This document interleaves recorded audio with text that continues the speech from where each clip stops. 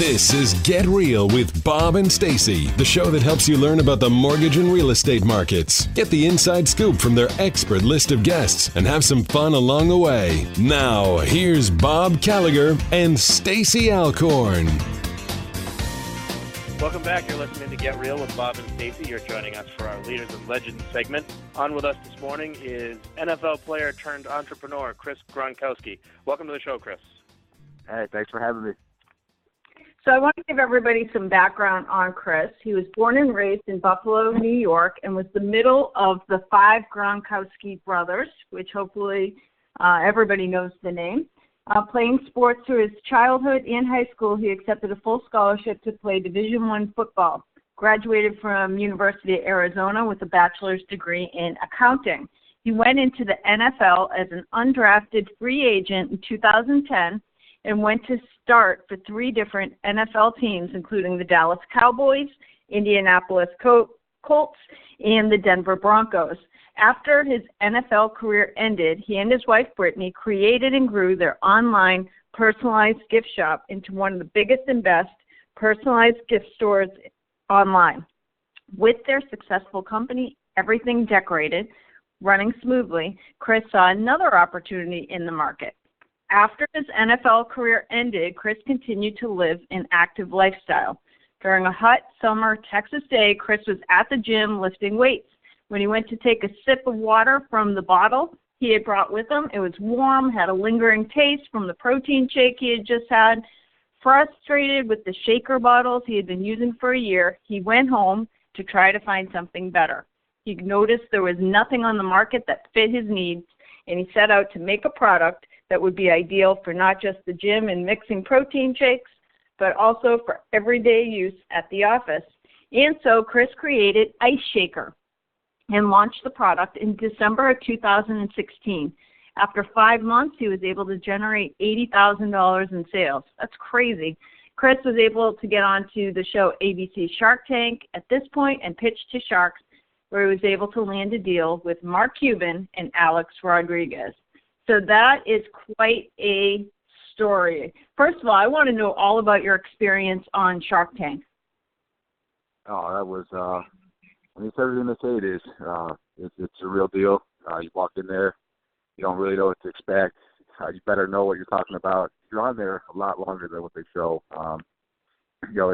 They grill you. They want to know everything possible about your business because they're putting their money up. So it's the real deal. They're really investing in you, and then they kind of just cut it down and they show everything that's great on TV. But what you don't see is all the real life questions that they asked me, and by the end of it, they knew every part of my story, my whole background. I mean, pretty much everything I've done up to that point. So did you have to go through, I've had friends go on Shark Tank, and there's like multiple rounds of waiting in lines for days just to get in front of somebody. Like, did you have to do that, or did the Gronkowski name get you to the front of the line at least?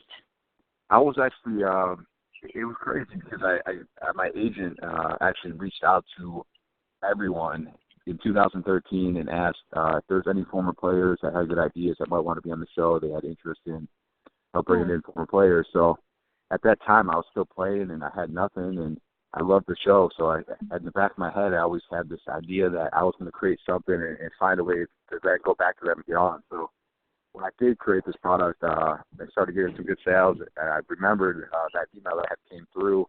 I went back and I searched it and found it, and that's kind of how the process started. So I didn't have to go to the open calls like a lot of people have to. I was able to just, from that point, send in a video submission, and still had to go through a lot, and still a crazy process to get there, but I definitely was able to jump a few of the early open call stages. Gotcha. So you are, that day that you were at the gym and you had your warm protein shake, like you decide that you're going to go home and figure out a way. Like you basically invented the product. Like what was that process like? Yeah, it was crazy because every time I think I'm sure this happens to everyone, you think you have a great idea, you go online, you search it on Amazon or Google, and, that product's there. You just never heard of it, or the company that's putting it out there just didn't do a really good job of marketing it. So when I went on, it was kind of like the simplest idea that that nobody was doing, and I was shocked by it. But from there, I was already sourcing a lot of product with our other company that we had. So we were using the same contacts. We were bringing a lot of cups. We do a lot of wedding gifts and tumblers and stuff like that for weddings. So we were able to use our same sources and have them kind of draw up draft and make a bunch of prototypes. And it took us about 20 prototypes before we had something in our hands that we liked and wanted to move forward with. Mm-hmm. So it seems like once you're on Shark Tank, that alone gives you a massive amount of momentum, but it also seems like the downside to that is you get this massive amount of momentum, but it could drop off quickly. So what has it been like on the days after Shark Tank? Yeah, that's exactly what it was. Huge momentum. And what's awesome about it is that a lot of people actually record it now. So instead of it being a one-day event, it actually turned more into a week to more of a monthly event. So we saw a huge impact from it. We still get people today saying, hey, I saw it for the first time. But from there, and when that momentum ends, that's kind of when you really have to start figuring out who your customer base is, how to target them, how to get people to continue to come back and buy. And that's kind of been the process that I've been learning for the last year, really. And that's what you got to get good at. So one of the things with many entrepreneurs is like just the fact that you saw something that was broken and you said, I'm going to go see if I can fix it. Like you're an entrepreneur at heart, which sometimes it's good because you're creating something brand new in the market, but it's also bad because sometimes that switch never goes off. So since inventing this, do you constantly see other things that you could improve? Yeah. It's definitely a way that you look at things, and yeah, I do all the time. I see. I was just looking at something the other day. Actually, I'm like, there's got to be a better way to do this, but there's only so much you could do. I mean, you see other companies, and you say, I could do that a lot better than them, but you got to focus on one thing and do a good job of it. So it's not like I'm just out there looking for the newer, better thing. I'm really trying to find newer and better products for the one I already have. So we're branching off into different size cups. We already have done things to make our product better. We've already had the second version of it from the original airing, which was in October. We then came back and we added features that customers wanted to see. And it's got feedback from them that saying they wanted measurement markings and just to hold the bottle easier. We added a twist and agitator that helps blend the protein, but also works as a food infuser as well. So really just listening to customer feedback, we've been able to just continuously make our product better as well. Okay, so I know you just mentioned a few of the things, but can you give like a 20-second rundown of what exactly the ice shaker is? Like, it seems like a mixer. I don't know. Explain exactly what it does. So really, it's a double-wall, vacuum-insulated, kitchen-grade stainless steel bottle. So it's going to hold ice. If you fill it to the top with ice, it will hold ice for over 30 hours in a 75-degree room. The bottle is vacuum-insulated, so it doesn't sweat. So you're not going to have any heat or cold transfer to the outside of the bottle. So you're not going to get those condensation rings all over your furniture or the gym floor.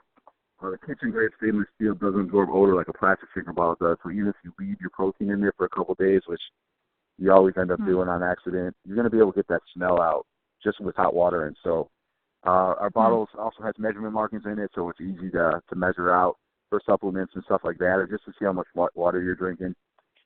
We have the easy open top, so you don't have to twist it on and off. So it's very easy to just open with one hand when you're driving or at the gym. And then it's a tapered bottle design, so it will fit in all standard size cup holders, but it's also super easy to fill and super easy to clean.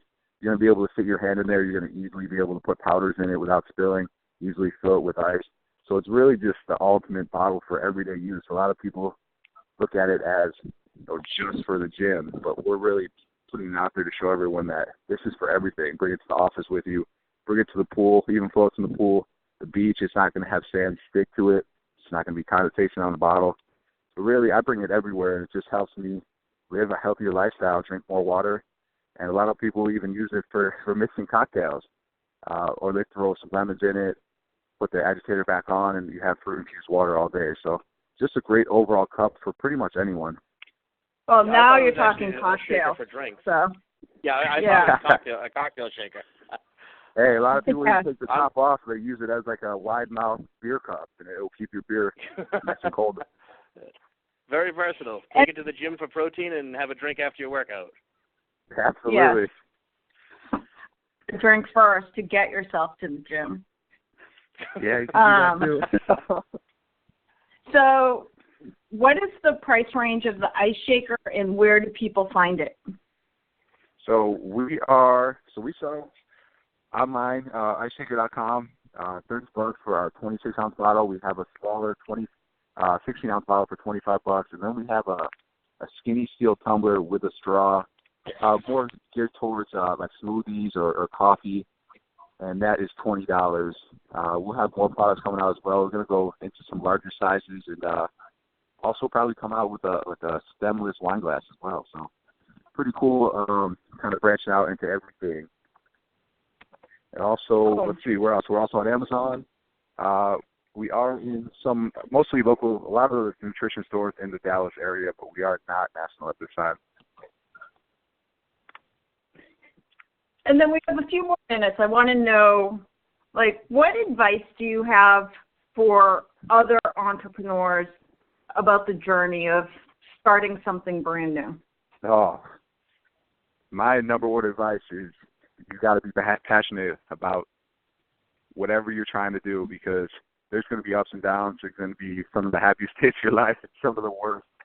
So if you're not passionate about it, if you don't love it, you're going to give up on it immediately.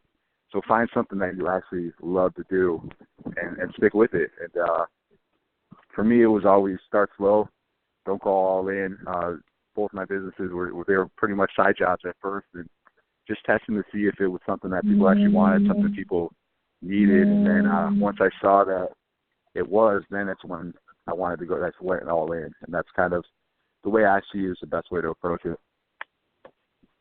But do you ever have a day that it's just super stressful and you're like, there's got to be an easier way to make money? Like, first of all, do you have those days, and what do you do to get yourself out of the slump? Oh, absolutely. We have those days.